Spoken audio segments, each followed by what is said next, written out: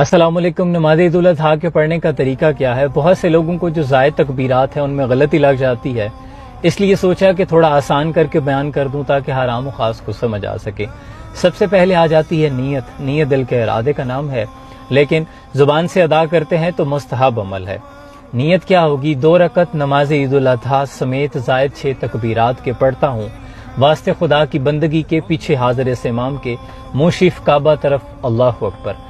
امام اللہ اکبر کہہ کے ہاتھ باندھ لے گا، آپ نے بھی اللہ اکبر کہہ کر ہاتھ باندھ لیے۔ امام ثنا پڑھے گا، سبحانک اللہم و بحمدک ولا الہ غیرک تک، آپ نے بھی ثنا پڑھی۔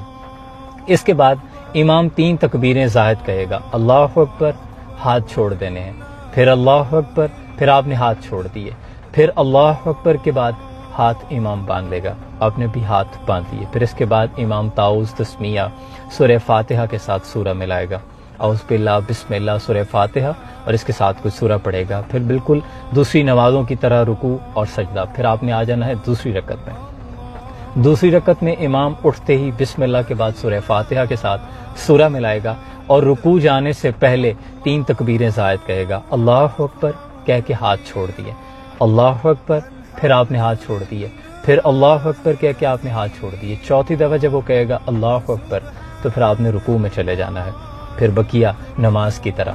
مجھے خود بڑی دیر تک اس بات کا مغالطہ رہا، تکبیرات کی غلطی لگ جاتی تھی، تو پھر میں نے اپنی یاد دہانی کے لیے اس کو آسان کر لیا کہ پہلی رکعت میں تکبیرات امام کی قرات سے پہلے آئیں گی، اور دوسری رکعت میں تکبیرات امام کی قرات کرنے کے بعد آئیں گی۔